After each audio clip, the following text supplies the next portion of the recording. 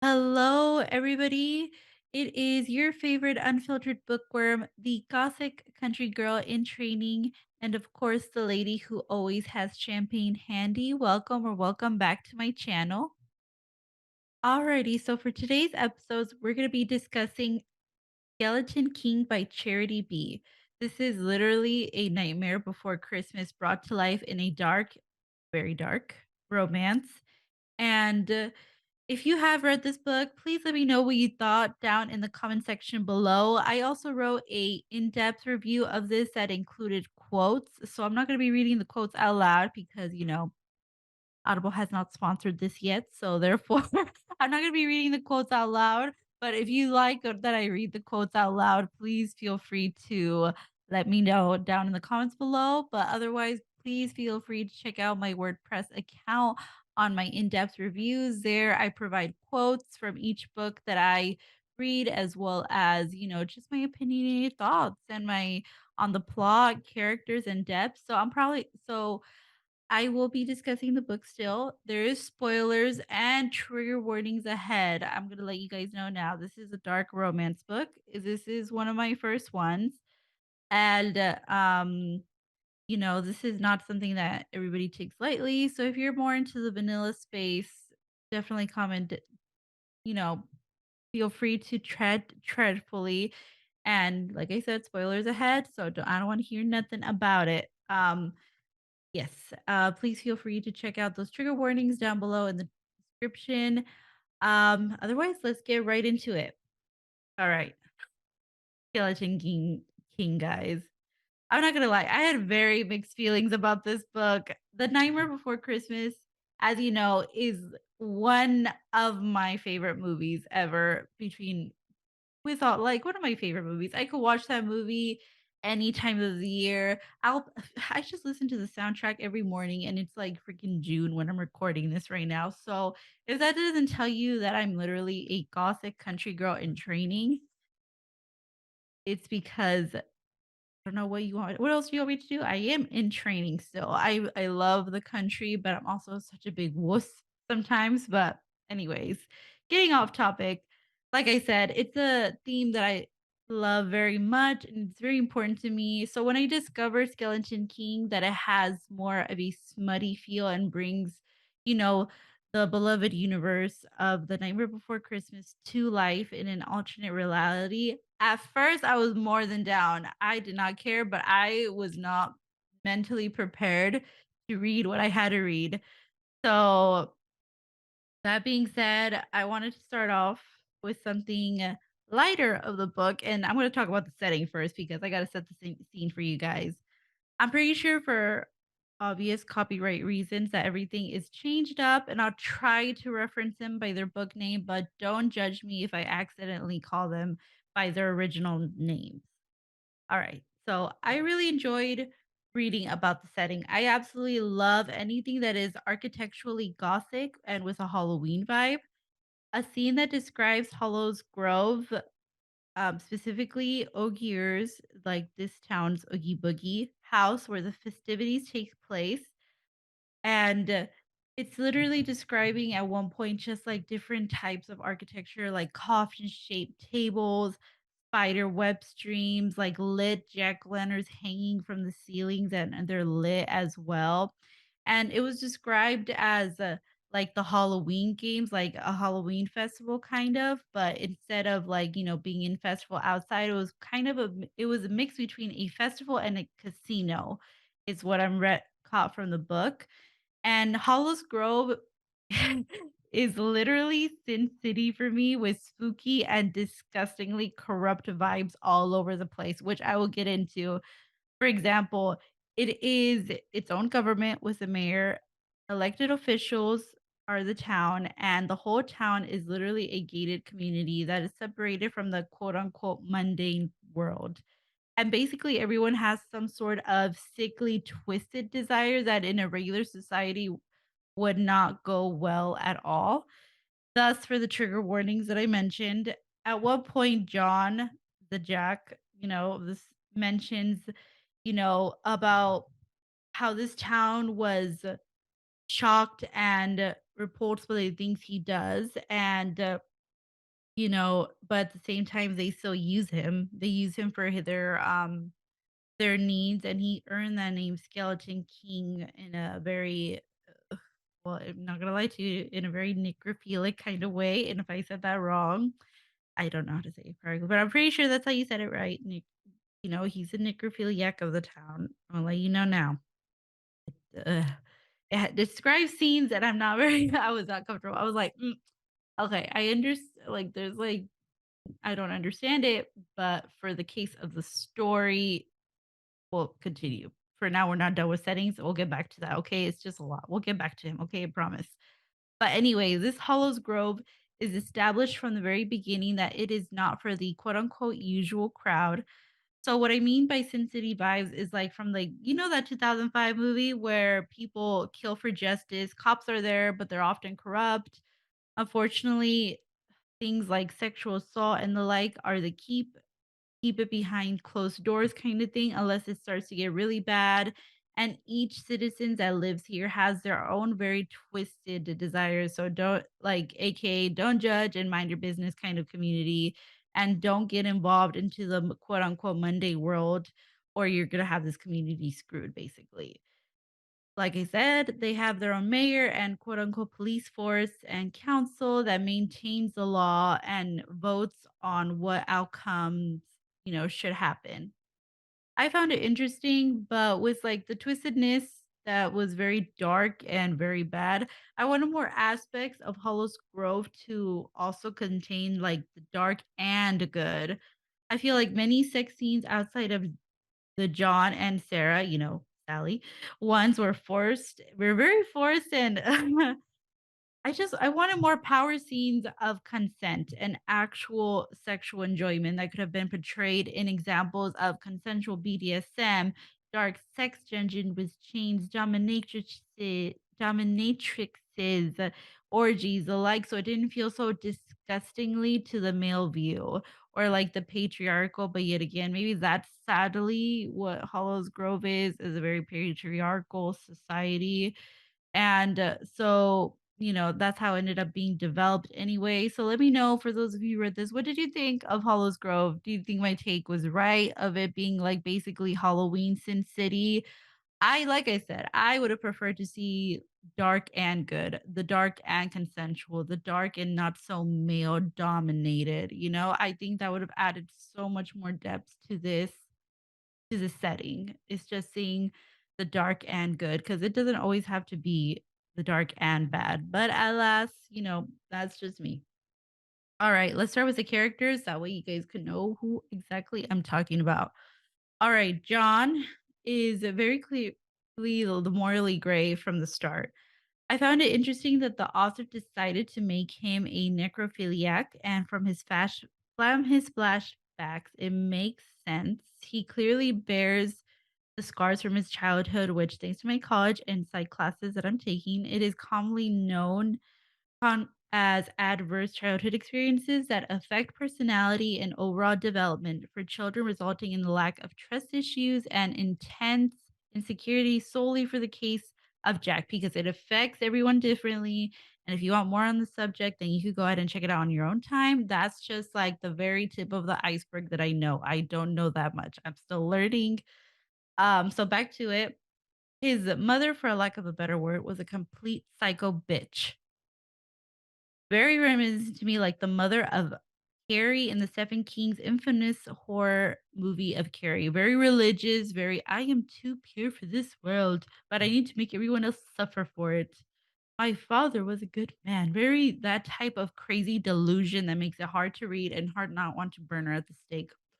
She was abusive, and then the fact that Jack had to at one point, unfortunately, had to see her in a certain situation. That was a point in which I was like, okay, yeah, this book not is way too dark for me. And I started just skipping those flashbacks, because it has flashbacks for particularly John and Sarah. Not so much Sarah, but more John, because he still remembers his childhood. Sarah, not so much. And one of the main issues I had with that is that you know, there's not. an issue with going into the past with the characters, but I personally had an issue with how many fucking flashbacks there was in Jack's past about the abuse and like the shitty household. Because one, this is a solo book. Two, I don't know about you, but I wanted to smut and romance to one of my favorite nostalgic goth couples out there. Three, this book was already short, so there was no need in my mind for the flashbacks when other aspects of the plot could have been better developed. The Santa Claus abduction, we're going to talk. But overall, it explained why John ended up the way he did and how he ended up being the Skeleton King in this book particularly. I'm not saying that it's right. I'm just saying that this is just kind of what the author was kind of gearing towards, at least from my perspective, from a reader's perspective. His character development, though, was a lot of help from Miss Sarah. Miss Sarah was probably the things that made me like him a little bit more throughout the book just because that he admits at one point in the book that he did not know what was happening to Sally, but sorry, Sarah to Sarah, but mostly he's just stuck to the side when he had a feeling to Fink and Ignar's clear treatment of her from afar. You know, for those of you who read her book, you know that she was kind of in a very she's got abducted and raised in a very also very shitty household with basically the scientist and his sidekick.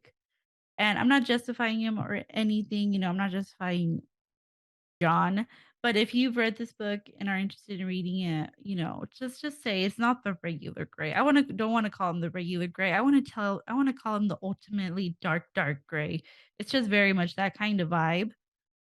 However, back to me liking him a little bit more. He progressed more throughout the book to actually from going from being from the side to actually defending and killing Ogner for what he did to Sally.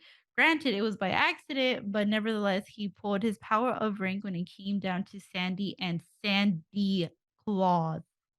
He marched down and got into an argument with Ignar over it. Ignar is like the side guys. He did end up killing, Ogner for that, and for that I applaud because that character was a huge dick.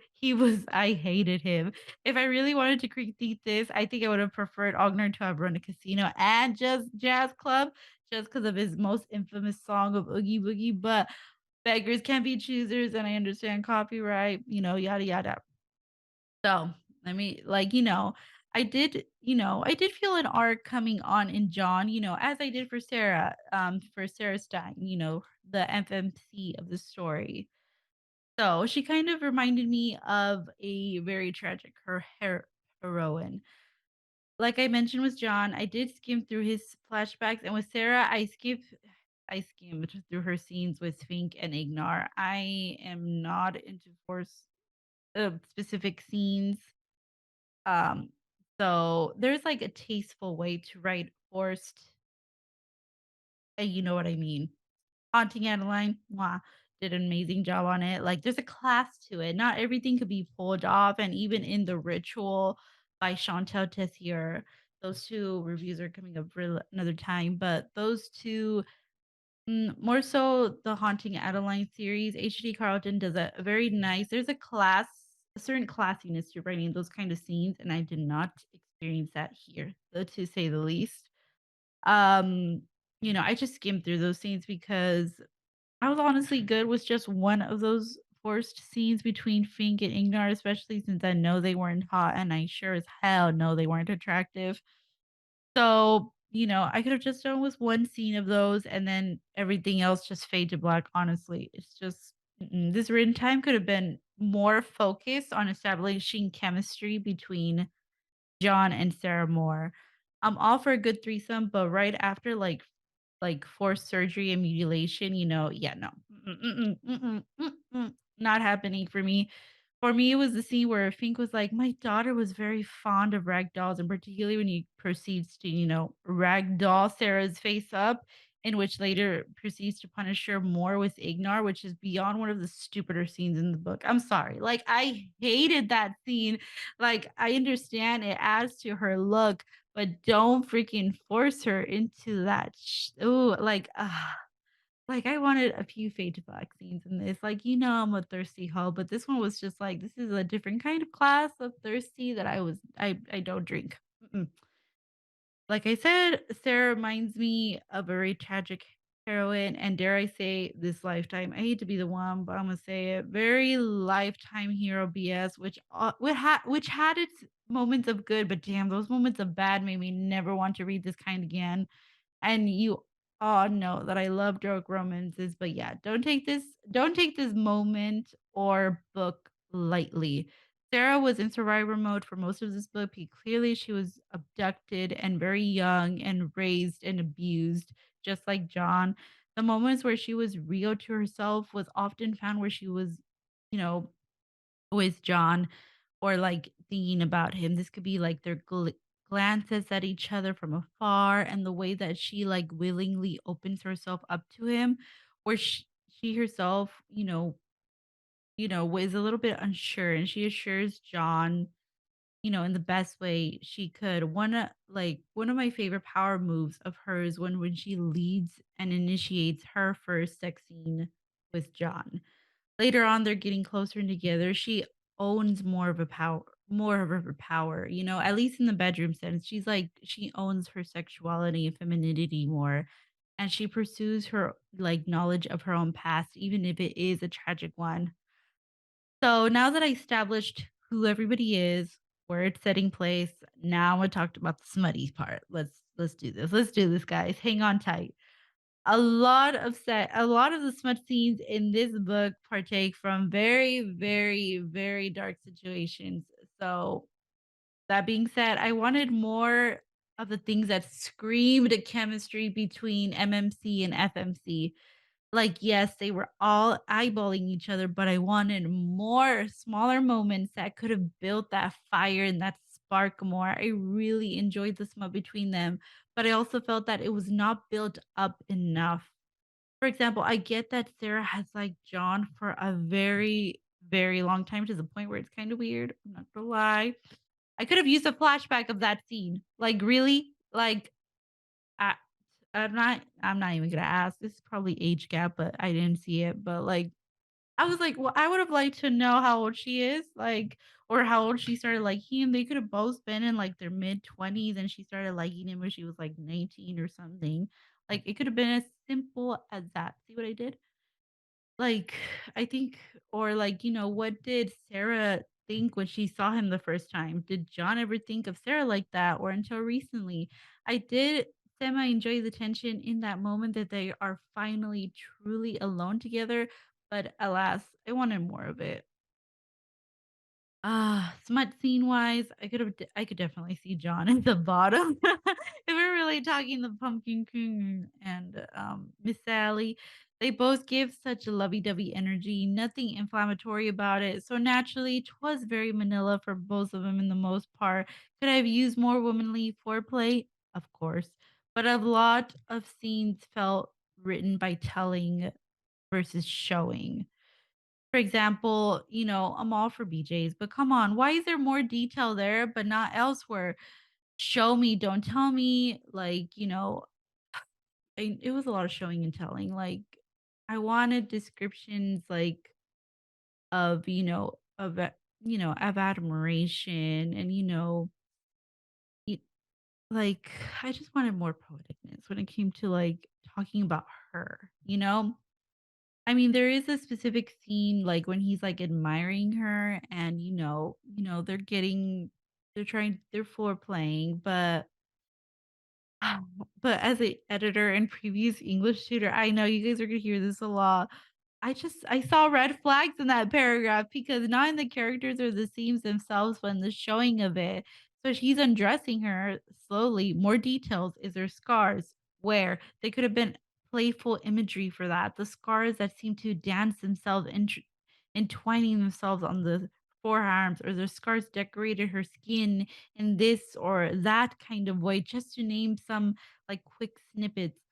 So any of you authors looking out there for ARC readers or editors, I prefer editing. That's just me, but I love reading.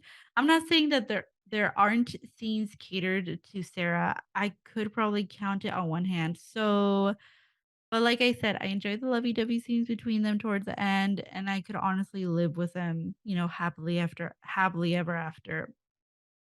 Plot-wise, here we go, because I have a lot to say about this. Honestly, it could have used a lot of work. I really hope the rest of the Dirty Heroes collection is not written like this, if I'm being honest.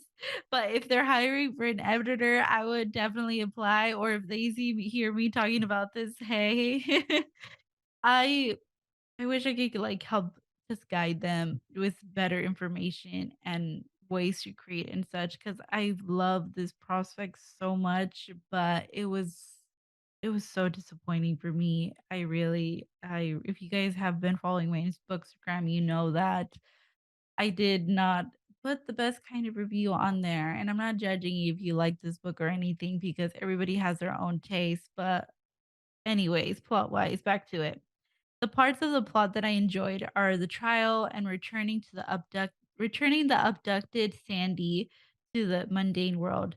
The trial of the Skeleton King was fascinating because he killed one of the citizens, not just one of the citizens, but one of the most infamous and powerful citizens of Ognar who ran the casino, been there for years, and as well as the debate of what should be like done over the cause of the course, and it gave like the readers an idea of fairness. And even though the town is twisted as hell, they do get a say in what to do with their criminals. Personally, I think Fink and his sidekick also living was a sham, but alas, it's just me. Ogner should have taken him and his sidekick to the grave with him, but that's just me. Okay, I don't want to hear it. The second part was that of the abduction of Sandy Claus from the mundane world. I really thought to myself that Fink really had to go and kidnap another girl. Like, come on. Didn't he put this girl, the Miss Woman thing over here, Miss Ragdoll over here through enough? Like, oh my goodness. I'm just glad she ended up back home, with Sarah. I'm glad that, Sarah and John were kind to her, but maybe that situation could have brought out more characters just from more main characters more. Not that it didn't, because it did bring out John's courage and Sally's instinct to protect someone else, from what she went through. Like I said, I am kind of sad that Fink and his side host still got to live, but hey, whatever. I think you could all infer what I thought about this book. And if you're still here, thank you so much for listening. Honestly, that's all I really got to say about this book. I think that it was a grand okay. I don't think it's on top of my list for this year, but please let me know what you guys thought down below in the comments. And please feel free to check out my in-depth book review with quotes. It's basically like this, but with like quotes from the actual book that I don't feel like reading out loud and none of my little sidetracks getting here and there. So, but yes, thank you guys so much for listening and have a good evening, good afternoon, or a good morning.